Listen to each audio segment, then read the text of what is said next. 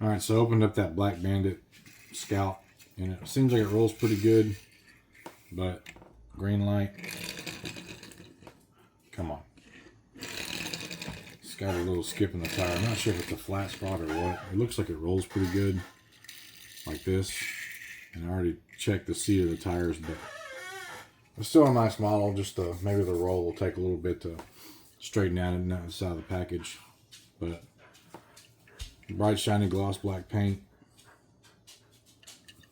Pretty good. There's a little spot on the hood, but overall pretty nice.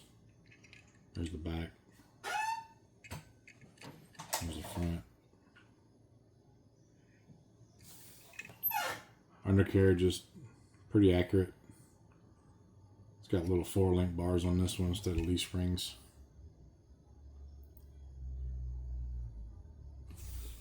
Flat black roof. Nice truck. I'm happy with it. It was $8 at Hobby Lobby, so not too shabby. All right, this is another one I've been holding off on opening. It's HS39, year 2022, release 43, 1970 Fairlady Z, C432. I think it's a hobby exclusive. That's why the HS designation is there. It's kind of a lower production. It does have a chase. I'm not sure if it's got, you know, black wheels or gold wheels or whatever. This is probably the standard variant because there was no sticker on here, and it looks like a normal variant. Main run is 7,040 pieces. That's the back. That's the front again. And this isn't the auto driver. This is like a, it's like an Auto Phoenix. You know, it has moving parts. You can tell it's got the opening hood. It's got the rubber band on there.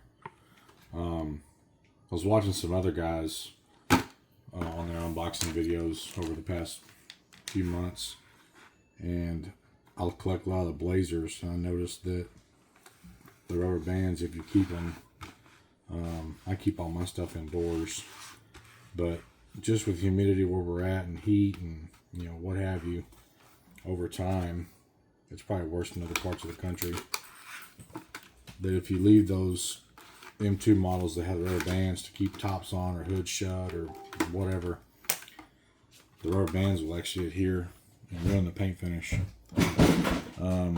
The ones that I have in the cubes are going to stay that way until I start seeing them to discolor, but eventually they may come out. So it comes with a cube also. This is basically the same thing as buying one in a cube, but I don't think many or any of these have opening doors and hood, just opening hood. So we'll bust it out of the cube and take it off of the stand, get a better look at it. Here's inside the display case. Really nice car. It's got a lot of detail on it for its size. I probably will keep that cube, like I said, just to have it. And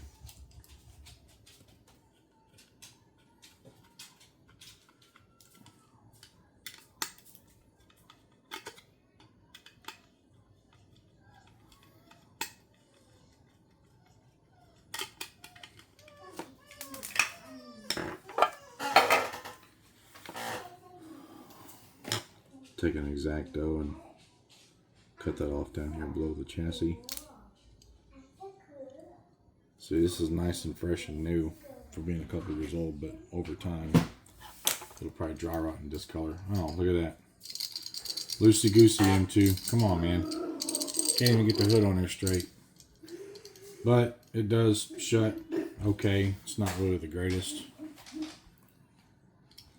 but the engine bay is pretty detailed and nice. Little side profile. It's got a little blemish on top of the roof. It's kind of hard to see there, but passenger side. I do like they still have the fender mirrors, and they look to be, they're plastic, they're not rubber, but they're on there, right? Little undercarriage shot. Pretty plain, but there is some detail on there.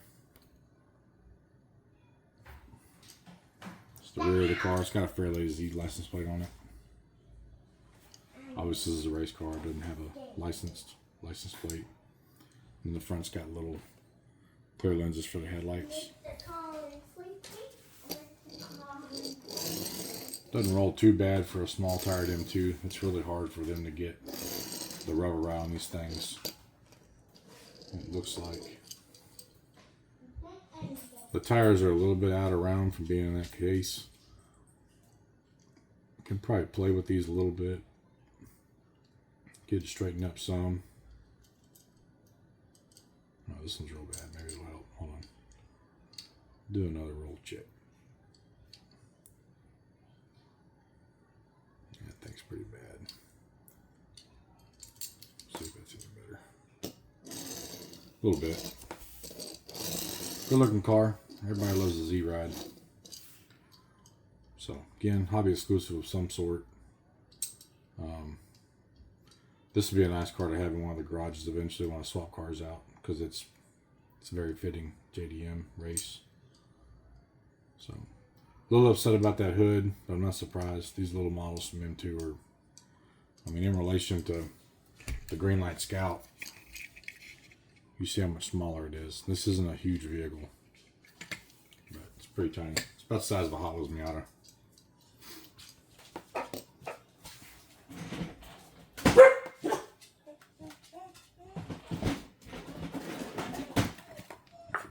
Keep these to the side so I can write on my bags what they are and where they're from.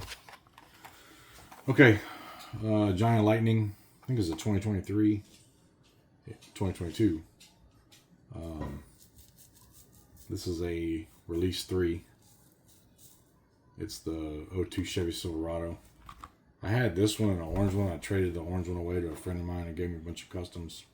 And I actually had another one of these I traded to a guy in Florida, Jeremy, but I ended up with this one, another trade or purchase. And you know, if it was like a 4,000 or 5,000 production number, I'd probably keep it, but this would probably look really good in a garage at some point with my other trucks. So open it is. This is cherry red poly is the paint color. This is release 3. This is version B, so I guess version A was the orange one. Again, 2022 release 3, classic gold run from Giant Lightning.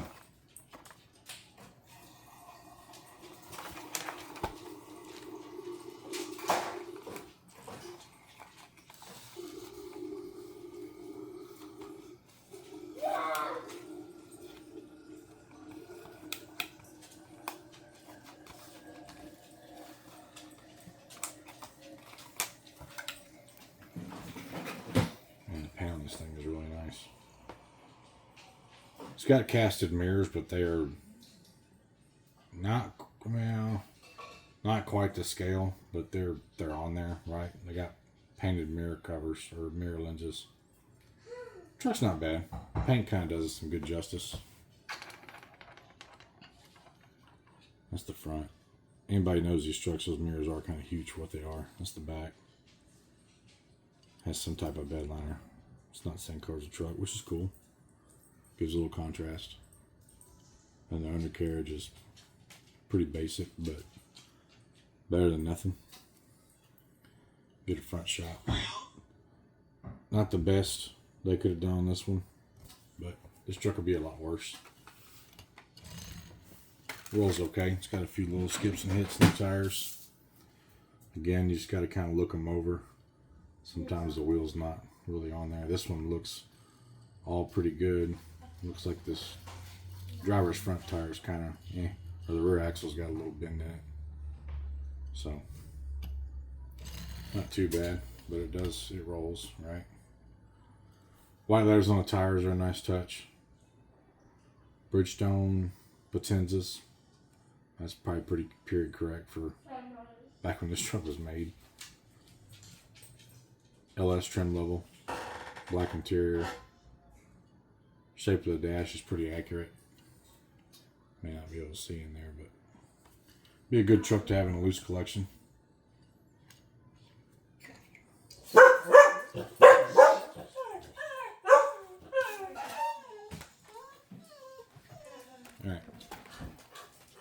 This is a 66 Dodge Charger 383.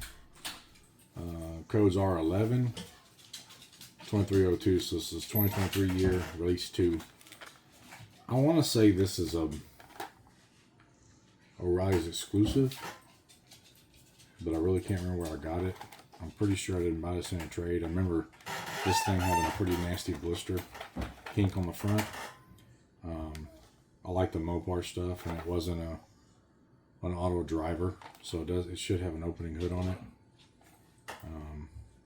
The Excel livery is pretty cool. You know, everybody uses their plugs and wires on some of their vehicles at some point, I'm sure, in their life. And it had a wheel kit come with it. So if you don't like looking at the black on black tires and wheels, later on you can throw some chromes on it, or put these red line black wheels on it, or you can use these wheels on something else if you want. So I had it up for trade. No one wanted to buy it. No one even commented on it. So it's been up for a month or two, and I've got plenty of Mopars in the loose collection. That's kind of what I go after as far as cars. I mean, I collect them all, but I really like all the Mopars from 65 to 74 muscle car era.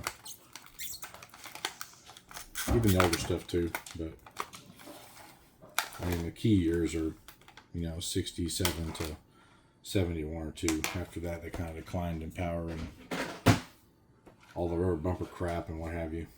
But cars on the base, it does not have an opening hood, but that's all right. Nice bright yellow paint. It's cool to get the wheel kit with it. I'll just put that in the bag and save those for later if I ever want to change it.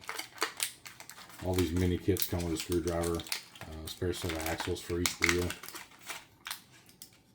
You pay a little more for them. I think at O'Reilly's they average about $10, $9.99. If I didn't buy this one at O'Reilly's, it was probably at Hobby Lobby for $9.99. Let's save all the wheels. Put them in a bag later with the screwdriver. I've got a couple loose ones over here, so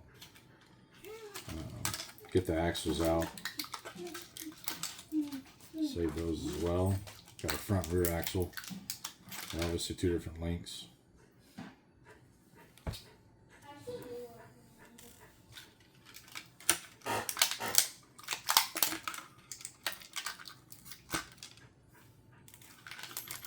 And we'll get this sweet little ride off the base. Get a better look at it under the camera.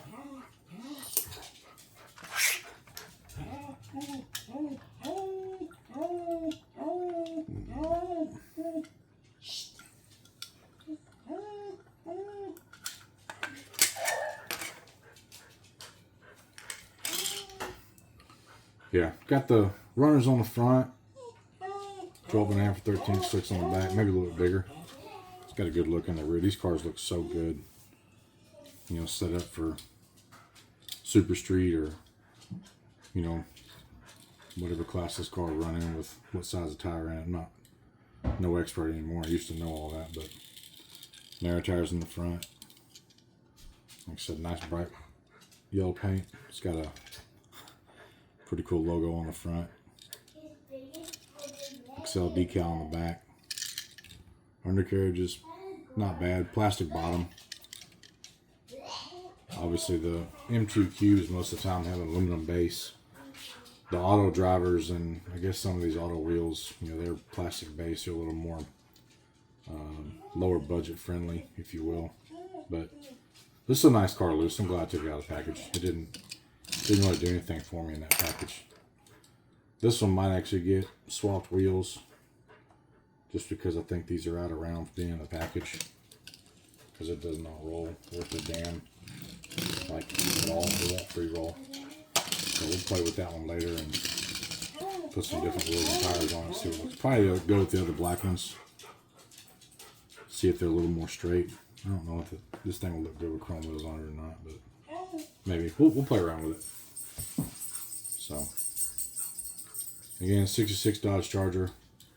Pretty sure it was on O'Reilly's exclusive, but it may have been a Hobby Lobby. really couldn't tell you. I can't remember everything on the M2s, how they designate.